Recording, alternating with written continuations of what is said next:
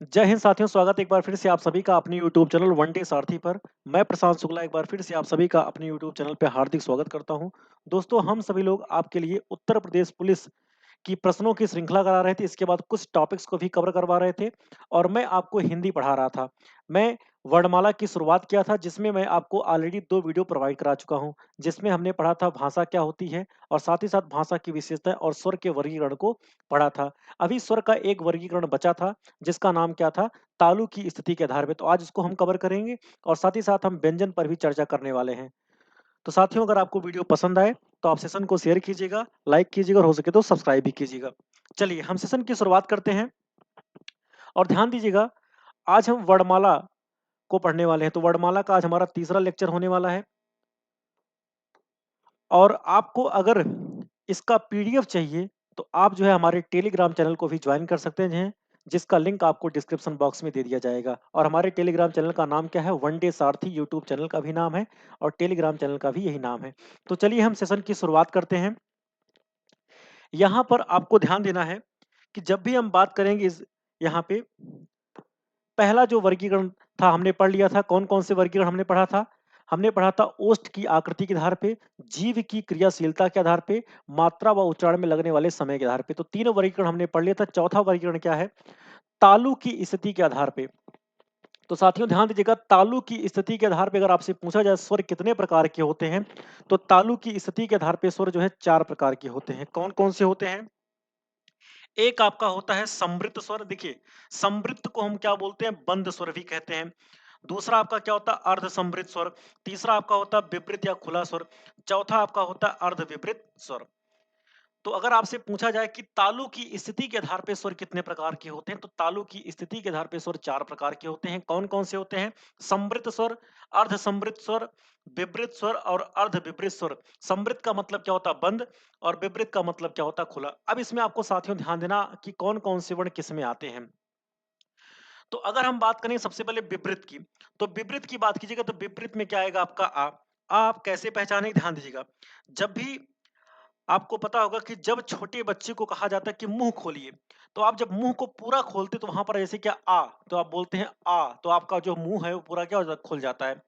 तो जब आप दीर्घ आ का उच्चारण करते हैं तो उस समय आपका जो मुंह होता है पूरी तरह से खुल जाता है। इसलिए जो आ होता है वो किस में आएगा? विपरीत स्वर के अंतर्गत उसको रखा गया है। इसके बाद हम बात करते हैं, ध्यान दीजिएगा, अर्ध विपरीत की अगर हम बात करें तो देखिए, जब आपको बताया गया कि आ की हमने बात किया तो आ आप किस में रख दिए हैं? विपरीत मतलब खुला। तो अगर हम बात करें आ किससे बनता है? आ और प्लस आ से मिलकर बनता है। तो देखिए आ क्या है? छोटा है। यानी जब बड़ा आ था तो बड़ा आ का उच्चारण करते समय आपका मुंह पूरी तरह से खुल रहा था। लेकिन जब छोटे आ का आप उच्चारण करेंगे तो वहां पे जो आपका मुंह होगा क्या होगा? पूरी तरह से नहीं खुलेगा बल्कि आधा खुलेगा। तो यहाँ पे आ आपका क्या आ जाएगा? अर्ध विपरीत में आ जाएगा। ठीक है, तो आ का आपने देख लिया। अब ऐसे आप ध्यान देना होगा, जैसे हम बात करेंगे ए की, तो जब आप ए बोलते हैं, आई, ध्यान दीजिएगा, जब आप क्या बोलते हैं? आई बोलते हैं, तो आई बोलते समय भी आपका मुंह जो है पूरी तरह से नहीं खुलता बल्कि आधा खुलता है। तो आई भी इसमें आ जाएगा।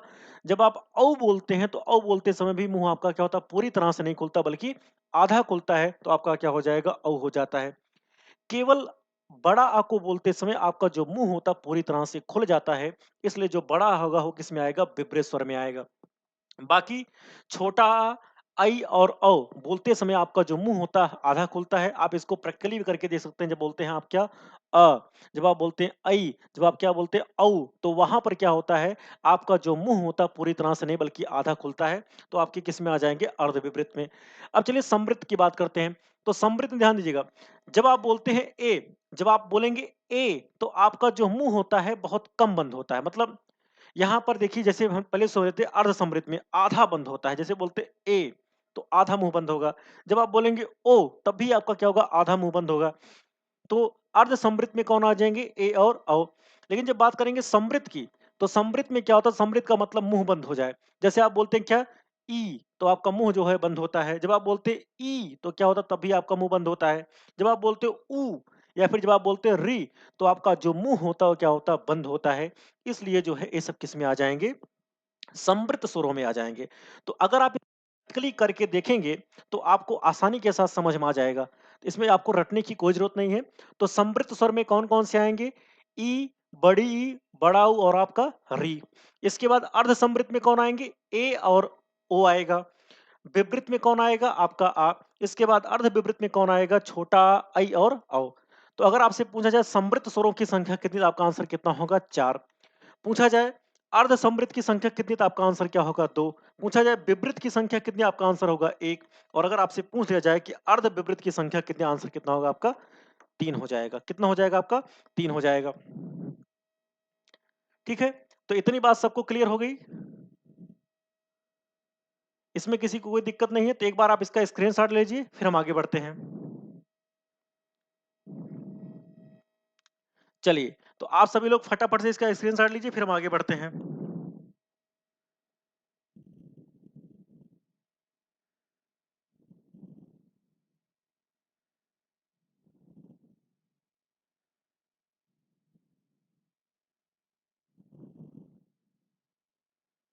चलिए, तो आई थिंक आप सभी ने इसका स्क्रीनशॉट ले लिया होगा।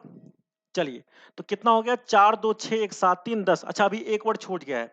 तो अब बचा हुआ आपका एक वर्ड इसमें मिस हो गया है, तो यहाँ पर एक वर्ड आपका क्या बचता? ऊ। तो ऊ भी आपका किसी में आ जाएगा, इसी में आ जाएगा। तो इसकी संख्या कितनी हो जाएगी? इसकी संख्या आपकी कितनी हो जाएगी? 5 हो जाएगी। तो इसको आप लोग ध्यान दीजिएगा, सही कर लीजिएगा। यहाँ पर एक वर्ड छूट गया था। ई, बड़ी ई, इसके बाद ऊ, री, और आपका यहाँ पर क्या हो जाएगी? इसकी संख्या 5 हो जाएगी। तो इसको आप देख सकते हैं यहाँ पे, एक आपका छूट गया था। तो समृद्ध की बात करेंगे, समृद्ध में कितने आएंगे? 5। छोटी ई, बड़ी ई, छोटा ऊ, बड़ा ऊ और आपका री, ये कितना हो जाएगा? 5 हो जाएगा। अर्ध समृद्ध की बात करें, कितना आएगा आपका? 2, ए और ओ। विपरीत की बात करें, आपका केवल आ आएगा, मतलब 1। और अर्ध विपरीत की बात करेंगे तो आ, आई और औ। तो समृद्ध स्वरों की संख्या 5, अर्ध समृद्ध की बात करेंगे 2, विपरीत की बात करेंगे कितना आएगा? 1, और अर्ध विपरीत स्वर की बात करें कितना आएगा आपका? 3 आएगा। ठीक है, अब देखिए हम बात करते हैं अयोग वाह क्या होते हैं। ध्यान दीजिए साथियों, जब भी हम बात करेंगे अयोग वाह की, इसका हमने देखिए विच्छेद कर दिया। आ प्लस योग प्लस वाह। आ का मतलब होता है बिना, योग का मतलब होता है जुड़े हुए। आ का मतलब क्या होता है? बिना, और योग का मतलब होता है जुड़े हुए, और वाह का मतलब क्या होता है? वहन होना। ठीक है, तो आ का मतलब क्या हुआ? बिना, जुड़े मतलब आपका योग का मतलब होता है जुड़े हुए, वाह का मतलब होता है वहन करना। कहने का मतलब क्या है? ये जो है बिना जुड़े हुए क्या करते हैं? वहन करते हैं। ये क्या करते हैं? बिना जुड़े हुए ही क्या करते हैं? वहन करते हैं। अब साथियों मैं आपको एक चीज बता दूं कि जो अयोग वाह होते हैं, अयोग वाह होते हैं, एक केवल स्वर के साथ जुड़ते हैं। किसके साथ? केवल स्वर के साथ, केवल स्वर के साथ प्रयोग किए जाते हैं। केवल स्वर के साथ क्या होते हैं? प्रयोग होते हैं। ठीक है, केवल इनका प्रयोग हम स्वरों के साथ करते हैं, व्यंजन के साथ इनका प्रयोग नहीं किया जाता है। तो ध्यान दीजिएगा, अयोग वाह का प्रयोग केवल हम स्वरों के साथ करते हैं, व्यंजन के साथ नहीं करते हैं। जैसे अगर आपने कह दिया, अच्छा बात कर लेते हैं संख्या की बात करेंगे, तो अयोग वाह आपके 2 होते हैं। एक आपका अंक होता है जिसे हम बोलते हैं अनुस्वार, एक आपका आहा होता है, इसे हम क्या बोलते हैं? विसर्ग। तो अगर आपसे पूछा जाए अयोग वाह की संख्या, तो अयोग वाह की संख्या कितनी होती है? 2 होती है। एक आपका होता अंक, जिसे बोलते हैं अनुस्वार, एक आपका होता आहा, जिसे क्या बोलते हैं? विसर्ग। इतनी बात सबको क्लियर है? अब ध्यान दीजिएगा, जैसे हमने क्या बोला कि अयोग वाह केवल स्वर के साथ प्रयोग किए जाते हैं, व्यंजन के साथ प्रयोग नहीं किए जाते हैं। तो इसका मतलब क्या हो गया? जैसे मैंने लिख दिया कि जैसे मैंने लिख दिया कि कंकाल शब्द लिख दिया। अब कंकाल शब्द में आपको दिख रहा होगा कि सर का के ऊपर लगा, जबकि ऐसा कुछ भी नहीं है। तो ध्यान दीजिएगा, अगर आप कंकाल की बात करेंगे, तो यहाँ पे जो कंग लगा है, ध्यान दीजिएगा, इस का मतलब क्या है कि आधा का प्लस आ, और इस आ के ऊपर बिंदी लगा है। आपको ये ध्यान देना होगा। जैसे कंकाल में आप देख रहे हैं कि का के ऊपर बिंदी लगा है, तो हमने क्या बताया था? जो स्वर होते हैं, जो आपके व्यंजन होते हैं, वो स्वरों की सहायता से बोले जाते हैं। तो आप ध्यान दीजिएगा, का के ऊपर बिंदी, इसका मतलब क्या है? का को हम कैसे लिखेंगे? आधा का प्लस आ, और इसके ऊपर क्या लगा होगा? बिंदी लगा होगा। तो इसलिए हम कह रहे हैं कि जो आपके अयोग वाह होते हैं, एक केवल केवल स्वरों के साथ प्रयोग किए जाते हैं, व्यंजनों के साथ प्रयोग नहीं किए जाते हैं। ठीक है, तो अगर आपको इतनी बात क्लियर, तो आप इसका एक बार स्क्रीनशॉट लीजिए, फिर हम आगे बढ़ते हैं। तो फटाफट से आप इसका स्क्रीनशॉट ले सकते हैं, फिर हम आगे बढ़ें। चलिए, अब आगे बढ़ते हैं, हम बात करते हैं व्यंजन की। अब साथियों ध्यान दीजिएगा, व्यंजन की जब हम बात करेंगे, व्यंजन क्या होते हैं और व्यंजन का वर्गीकरण कैसे कहते हैं। अब ध्यान दिए, व्यंजन की बात करेंगे, तो ऐसे वर्ण जो स्वरों की सहायता से बोले जाते हैं, उन्हें क्या बोलते हैं? व्यंजन बोलते हैं। ऐसे वर्ण जो स्वरों की सहायता से बोले जाते हैं, उन्हें क्या बोलते हैं? व्यंजन बोलते हैं। अर्थात जो आपके व्यंजन होते हैं, वो स्वतंत्र रूप से नहीं बोले जाते हैं, उनको बोलने के लिए किसी न किसी वर्ण की सहायता होती है। और साथ ही साथ कौन सहायता करता है? उसकी स्वर सहायता करता है। तो यहाँ पर क्या लिखा है? जो स्वरों की सहायता से बोले जाते हैं उन्हें क्या बोलते हैं? व्यंजन कहते हैं। ये स्वतंत्र रूप से नहीं बोले जाते हैं। पेपर में आता है कि वे वर्ण जो स्वतंत्र रूप से नहीं उच्चरित होते उन्हें क्या बोलते हैं? उन्हें क्या बोलते हैं? जब स्वतंत्र रूप से नहीं उच्चरित होते उन्हें बोलते हैं व्यंजन। जो स्वतंत्र रूप से उच्चरित होते उन्हें क्या बोलते हैं? स्वर बोलते हैं। अब बात आती है व्यंजनों की संख्या, तो व्यंजनों की संख्या टोटल कितनी होती? 33 होती। कैसे होती मैं आपको बताऊंगा। अब जैसे मैंने कहा कि व्यंजन को बोलने के लिए क्या होता है? स्वर की सहायता होती है। कैसे? जैसे मैंने लिखा कि का, तो का को कैसे लिखेंगे? आधा का प्लस आ। जब आप बोलते हैं क, तो उसमें क्या आता है? आ का उच्चारण आता है। आपने कहा सी, तो उसमें क्या आता है? ई का उच्चारण आ रहा है, तो सा के साथ क्या जुड़ेगा? बड़ी। हमने लिख दिया, जैसे क्या लिख दिया? हमने जैसे मान लीजिए आपका लिखा कि पी, तो पी में क्या है? इसको आप जब करेंगे तो क्या होगा? आधा पा, और इसमें क्या जुड़ा है? छोटी ए जुड़ा है। ये आपको ध्यान देना है। तो कुछ इस तरह से होता है, मतलब कोई भी व्यंजन होगा, अगर उसको उच्चारण करना, उसमें स्वर की सहायता आपको लेनी पड़ेगी। अब यहाँ से आपका बहुत सारा प्रश्न बनता है। अगर हम बात करें वर्गों की, तो टोटल आपके 5 वर्ग होते हैं। कितने वर्ग होते हैं? 5 वर्ग होते हैं। कितने वर्ग होते हैं? 5 वर्ग। यहाँ से बहुत सारे क्वेश्चन पेपर में आते हैं। तो 5 वर्ग होते हैं। एक आपका होता है का वर्ग। का वर्ग में देखिए 5 वर्ग होते हैं, और सभी में कितने अक्षर होते हैं? 5 अक्षर होते हैं। कितने होते हैं? 5 अक्षर होते हैं। तो देखिए का वर्ग की बात किसमें कौन आएगा? क, ख, ग, घ और इंग्या। कौन कहेगा? क, ख, ग, घ, इंग्या। चा वर्ग में कौन आएगा? च, छ, ज, झ, इया। टा वर्ग में कौन आएगा? ट, ठ, ड, ढ, अड़ा। ता वर्ग में कौन आएगा? त, थ, द, ध, न। और पा वर्ग में प, फ, देखिए इसको सही कर लीजिएगा, प, फ, ब, भ, म, प, फ, ब, भ, म। ये आपके क्या आते हैं? ये 5 वर्ग हो गए, और प्रत्येक वर्ग में कितने होते हैं? 5 वर्ण होते हैं। आपको ध्यान देना है। ठीक है? अब ध्यान दीजिएगा साथियों, ये जो आपके 5 वर्ग होते हैं, और प्रत्येक में कितने वर्ण हो रहे हैं? 5 हो रहे हैं। इसका मतलब 5 गुणे 5 करें कितना आ जाएगा? 25। और इनकी संख्या कितनी होती है? 25 होती है। और इनको हम क्या बोलते हैं? अस्पर्श व्यंजन बोलते हैं, या फिर इन्हें क्या बोलते हैं? वर्गीय व्यंजन। देखिए अस्पर्श व्यंजन इन्हें इसलिए कहा जाता है क्योंकि जब हम इनका उच्चारण करते हैं, तो यहाँ पर शरीर के किसी न किसी भाग से, शरीर आप कह सकते, शरीर कह सकते हैं, मुख कह दीजिए, तो मुख के किसी न किसी भाग से जो है ये क्या करते हैं? स्पर्श करते हैं। यानी ये जो आपके दिख रहे हैं का से लेकर माँ तक, का से लेकर माँ तक में जितने भी वर्ण हैं, अगर हम इनका उच्चारण करें तो यह मुख के किसी न किसी भाग को क्या करते हैं? स्पर्श करते हैं। इसलिए इनको क्या बोलते हैं? स्पर्श व्यंजन। इनको वर्गीय व्यंजन क्यों कहते हैं? क्योंकि ये क्या होते हैं? वर्गों में होते हैं। 5 वर्ग बने हैं ना, का वर्ग, चा वर्ग, टा वर्ग, ता वर्ग और पा वर्ग। इसलिए इनको वर्गीय व्यंजन कहते हैं। तो पेपर में आता स्पर्श व्यंजन या वर्गीय व्यंजनों की संख्या कितनी, तो आंसर कितना हो जाएगा? 25 हो जाएगा। कहाँ से कहाँ तक होते हैं? का से लेकर माँ तक होते हैं। अब यहाँ पे उच्चारण स्थान पूछा जाता है आपसे। पूछ लेगा खा का उच्चारण स्थान क्या है? तो अगर आपको वर्ग के उच्चारण स्थान पता है तो आप आसानी के साथ कर लेंगे। जैसे जो का वर्ग होता है, का वर्ग का उच्चारण स्थान क्या होता है? कंठ। का वर्ग का अच्छा उच्चारण स्थान क्या होता है? आपका कंठ होता है। कैसे पता चला? जब आप बोलते हैं क, तो का बोलते समय आपका जो कंठ वाला भाग होता है क्या होता है? उसमें क्या होता है? कंपन होता है। क जब आप बोलते हैं, ख जब आप बोलते हैं, गा, घ और इंग्या, तो वहां पे कंठ आपका क्या होता है? कंपन करता है। इसका मतलब इसका उच्चारण स्थान क्या है? कंठ। ठीक है? जब आप चा की बात करते हैं, तो चा वर्ग में क्या होता है? च, छ, ज, झ, इया। तो यहाँ पर इसका उच्चारण स्थान क्या होता है? तालु या तालव्य। यानी कहने का मतलब क्या है कि जब आप चा वर्ग का उच्चारण करते हैं, तो आपका जो जीभ होता है वो तालु को क्या करता है? स्पर्श करता है। इसलिए इनको हम क्या बोलते हैं? इनका उच्चारण स्थान क्या हो जाएगा? तालव्य हो जाएगा, फिर तालु। टा वर्ग की बात करेंगे, तो जब टा वर्ग की बात करें, इनका उच्चारण स्थान क्या होता है? मूर्धन्य यानी मूर्धा। ट, ठ, ड, ढ, अड़ा, इनका उच्चारण स्थान क्या होता है? मूर्धन्य यानी मूर्धा। ट, ठ, ड, ढ, अड़ा। यानी जब आप टा टा वर्ग के वर्णों का उच्चारण करते हैं, तो आपका जो जीभ होता है वो मूर्धा को टच करता है। मूर्धा का मतलब क्या? जो जीभ के ऊपर वाला जो धंसा हुआ वाला पार्ट होता है, उसे हम क्या बोलते हैं? मूर्धा बोलते हैं। ठीक है? तो आपका जो मूर्धा वाला भाग होता है, जीभ के जस्ट ऊपर वाला धंसा हुआ पार्ट, उसे क्या बोलते हैं? मूर्धा। जो आपका ए वाला भाग होता है, इसे क्या बोलते हैं? मूर्धा बोलते हैं। ठीक है? तो टा वर्ग का उच्चारण स्थान क्या हो जाएगा? मूर्धन या फिर मूर्धा। इसके बाद ता वर्ग की बात करते हैं। त, थ, द, ध, न। ता वर्ग के उच्चारण स्थान क्या होता है? दंत होता है। यानी जब हम ता वर्ग के ता वर्ग के वर्णों का उच्चारण करते हैं, तो उस समय जो है हमारी जो जीभ होती है, वो दांतों के बीच में से क्या करती है? प्रवेश करती है। इसलिए इनका उच्चारण स्थान क्या होता है? दंत होता है। ध्यान दें, जब बोलते हैं त, थ, द, ध, न, तो वहां पर क्या होता है? जीभ जो है दांत के बीच में से गुजरती है, इसका मतलब उसका उच्चारण स्थान क्या होता है? दंत होता है। आप इसको प्रैक्टिकली करके देख सकते हैं। पा वर्ग की बात करेंगे, तो पा वर्ग का उच्चारण स्थान क्या होता है? ओष्ठ होता है। यानी आप ध्यान दीजिएगा, जब आप बोलते हैं प, फ, ब, भ, म, तो यहाँ पे आपके जो ओंठ होते हैं, क्या होते हैं? स्पर्श होते हैं, यानी आपके जो दोनों ओंठ होते हैं, क्या होते हैं? चिपक जाते हैं, यानी स्पर्श करते हैं, इसलिए इनका उच्चारण स्थान क्या होता है? ओष्ठ होता है। तो मैंने आपको 5 वर्ग बताए, का वर्ग, चा वर्ग, टा वर्ग, ता वर्ग और पा वर्ग। तो इन सभी का उच्चारण स्थान क्या होता है? मैंने आपको बताया, का वर्ग का कंठ, चा वर्ग का तालु, टा वर्ग का मूर्धन्य और ता वर्ग का क्या होता है? दंत और पा वर्ग का क्या होता है? ओष्ठ। और इनको हम क्या बोलते हैं? वर्गीय व्यंजन या फिर स्पर्श व्यंजन। फिर हम यहाँ पर आते हैं अंतस्थ की बात करते हैं। तो अंतस्थ कौन-कौन से होते हैं? या, र, ला और वा। इनको हम क्या बोलते हैं? अंतस्थ व्यंजन के नाम से जानते हैं।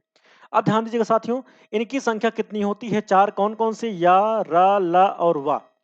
या का उच्चारण स्थान पूछा, या तो या का उच्चारण स्थान क्या होता है? तालु होता, तालब होता। ध्यान दीजिएगा, पेपर में पूछा जाता है। रा का उच्चारण स्थान क्या होता है? मूर्धा होता है। ला का उच्चारण स्थान क्या होता है? दंत होता है। और वा का उच्चारण स्थान क्या होता है? दंतोष्ठ होता है। पेपर में डायरेक्ट प्रश्न आपके फंसेंगे। इस क्लास से मैं आपको बता रहा हूं कि कम से कम आपके प्रश्न इस क्लास से जरूर फंसने वाले। 1 से 2 प्रश्न आपके इस क्लास से जरूर मिलेंगे। तो ध्यान दीजिएगा, या का उच्चारण स्थान क्या होता है? तालव्य। रा का क्या होता है? मूर्धन्य। ला का क्या होता है? दंत। और वा का क्या होता है? दंतोष्ठ। अब यहाँ पर साथियों ध्यान दीजिएगा, या और वा इसको हम क्या बोलते हैं? या और वा को हम बोलते हैं अर्ध स्वर के नाम से भी जानते हैं। इनको क्या बोलते हैं? अर्ध स्वर के नाम से भी जानते हैं। पेपर में प्रश्न आया है डायरेक्ट। तो या और वा को अर्ध स्वर के नाम से भी जानते हैं। इस बात को आपको ध्यान देना है। दूसरी चीज, अब यहाँ पर और भी नाम पूछे जाते हैं। जैसे हम रा को बात करें, तो रा को हम बोलते हैं प्रकंपित। क्या बोलते हैं? प्राकंपित या लुंठित के नाम से भी जानते हैं, या लुंठित के नाम से जानते। पेपर में पूछा गया प्रश्न है कि रा जो होता है, रा को जब उच्चारण करते हैं, क्या होता है? कंपन होता है। जब बोलते हैं र, तो क्या होता है? कंपन होता है। इसलिए इसको हम क्या बोलते हैं? प्रकंपित या लुंठित के नाम से भी इसको जानते हैं। तो रा को प्रकंपित या लुंठित के नाम से जानते हैं। और यहाँ पे एक आपका ला होता है, तो ला को हम क्या बोलते हैं? पारसिक के नाम से भी जानते हैं। ला को पारसिक के नाम से भी हम जानते हैं। तो आप ध्यान दीजिएगा, अंतस्थ में कैसे प्रश्न बनेगा? अंतस्थ व्यंजन की संख्या कितनी होती है? 4। कौन-कौन से होते हैं? या, रा, ला और वा। या का उच्चारण स्थान क्या होता है? तालव्य। रा का क्या होता है? मूर्धन्य। ला का क्या होता है? दंत। और वा का क्या होता है? दंतोष्ठ होता है। या और वा को अर्ध स्वर के नाम से भी जाना जाता है। रा को हम प्रकंपित या लुंठित कहते हैं, क्योंकि इसमें क्या होता है? कंपन होता है। ला को हम पारसिक के नाम से भी जानते हैं। तो इतनी बात आई थिंक क्लियर हो गई। अब देखिए, तो यहां से आप ध्यान दीजिएगा, एक मैं आपको और बता दे रहा हूं। जैसे आपका क्या होता है? ऊष्म व्यंजन की बात कर दे, हम बात करते हैं ऊष्म की। तो ऊष्म व्यंजन की संख्या अगर आपसे पूछा जाए, तो ऊष्म व्यंजन की संख्या कितनी होती है? 4 होती। कौन कौन से होते हैं? स, स, स और हा। ऊष्म व्यंजन की अगर आपसे कोई संख्या पूछेगा, तो उनकी संख्या कितनी होती है? 4 होती। कौन-कौन सी होती है? स, स, स, ह। अब आपको पता होना चाहिए इस सा को, तो एक बार आप पिछले वाले का स्क्रीनशॉट ज़रूर ले लें, तो हम आगे बढ़ते हैं। तो फटाफट से आप इसका स्क्रीनशॉट लीजिए, फिर हम आगे बढ़ते हैं। सभी लोग इसका स्क्रीनशॉट कीजिए। और फिर हम कहाँ बढ़ते हैं? आगे बढ़ते हैं।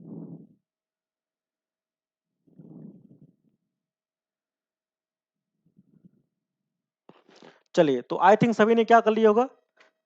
स्क्रीनशॉट। अब देखिए, मैं आपको बताता हूँ ऊष्म व्यंजन। तो ऊष्म व्यंजन की अगर संख्या पूछे कितना होती है? 4 होती। कौन-कौन से? स, स, स, ह। तो बहुत सारे लोग इसको क्या बोलते हैं? बड़ा सा बोलते हैं। बहुत सारे सा इसको क्या बोलते हैं? पेटफिरवा सा बोलते हैं, फिर षटकोण वाला सा बोलते हैं। इसको क्या बोलते हैं? बहुत सारे लोग छोटा सा बोलते हैं। लेकिन आप ध्यान दीजिएगा, इनको उनके उच्चारण स्थान वाले नाम से जानिए। तो इसको हम क्या बोलते हैं? इसको बोलते हैं तालव्य सा। इसको हम क्या बोलते हैं? तालव्य सा के नाम से जानते हैं। इसको हम क्या बोलते हैं? तालव्य सा। इसको क्या बोलते हैं? मूर्धन्य सा। इसको क्या बोलते हैं? मूर्धन्य सा। इसको क्या बोलते हैं? दंती सा यानी दंत सा। और इसका उच्चारण स्थान क्या होता है? कंठ होता है। ध्यान दीजिएगा। तो देखिए, सबके उच्चारण स्थान भी क्लियर हो गए। सा का उच्चारण स्थान क्या होता है? तालव्य होता है। और इस वाले का क्या होता है? मूर्धन्य होता है। इसका क्या होता है? दंत होता है। इसका क्या होता है? कंठ होता है। तो ऊष्म व्यंजन की बात करेंगे, तो ऊष्म व्यंजन कितने होते हैं आपके? 4 होते हैं। कितने होते हैं? 4। कौन-कौन से? स, स, स, ह। तो यहाँ तक आई थिंक सबको क्लियर होगा। तो एक बार सभी लोग इसका स्क्रीनशॉट ले लें, फिर हम आपको बताते हैं कि व्यंजनों की संख्या कैसे आपकी 33 होती है। चलिए, अब यहाँ पर मैंने आपको बताया व्यंजन की संख्या 33 कैसे हुई। देखिए मैंने आपको क्या बताया वर्गीय, वर्गीय या अस्पर्श इनकी संख्या कितनी हो गई? 25 हो गई। फिर मैंने आपको बताया अंतस्थ, तो अंतस्थ की संख्या अगर आपसे पूछी जाए, अगर आपसे पूछा जाए अंतस्थ व्यंजन की संख्या कितनी है? तो आप क्या बताएँगे? अंतस्थ व्यंजन की संख्या कितनी होती है? 4 होती है। कौन-कौन सी? या, र, ल और व। कितनी होती है इनकी संख्या? 4। फिर मैंने आपको बताया ऊष्म, तो ऊष्म का मतलब क्या होता है? गर्म। इसका व्यंजन की संख्या कितनी होती है? 4। अब ऐड करो 25, 4, 29 और 4 कितना हो जाएगा? 33। तो इसका मतलब व्यंजनों की संख्या कितनी हो जाएगी? तो व्यंजनों की कुल संख्या कितनी होती है? 33 होती है। आप इसको गलत मत कीजिएगा। तो जब भी अगर आपसे पूछा जाएगा व्यंजनों की कुल संख्या, तो व्यंजनों की कुल संख्या 33 होती है, मतलब 33 होती है, जिसमें से 25 आपके अस्पर्श व्यंजन या वर्गीय व्यंजन होते हैं, अंतस्थ व्यंजन आपके 4 होते हैं, ऊष्म व्यंजन आपके क्या होते हैं? 4 होते हैं। टोटल आपके कितने हो जाएँगे? 33 हो जाएँगे। तो इतनी बात आई थिंक आप सभी को क्लियर होगी। तो आज हम यहीं पर अपने सेशन को समाप्त करते हैं और इसके आगे मैं आपको पढ़ाऊँगा कि व्यंजनों का वर्गीकरण, जैसे आपकी एक अध्ययन की सरलता है तो आपने पढ़ लिया, जिसमें आपने पढ़ा स्पर्श व्यंजन या वर्गीय व्यंजन, ऊष्म व्यंजन और अंतस्थ व्यंजन। इसके बाद मैं आपको पढ़ाऊँगा घोष के आधार पे, बहुत इंपॉर्टेंट है सघोष और अघोष। इसके बाद पढ़ाऊँगा प्राण के आधार पे, जिसमें आप अल्प प्राण और महाप्राण पढ़ेंगे और फिर उच्चारण स्थान के आधार पे बताऊँगा। तो व्यंजनों का वर्गीकरण को हम इसके बाद वाले वीडियो में देखेंगे। तो आज के सेशन को यहीं पे समाप्त करते हैं। अगर आपको वीडियो पसंद आया तो आप इसे लाइक कीजिएगा, शेयर कीजिएगा और हो सके तो सब्सक्राइब भी कीजिएगा। तो बहुत-बहुत धन्यवाद।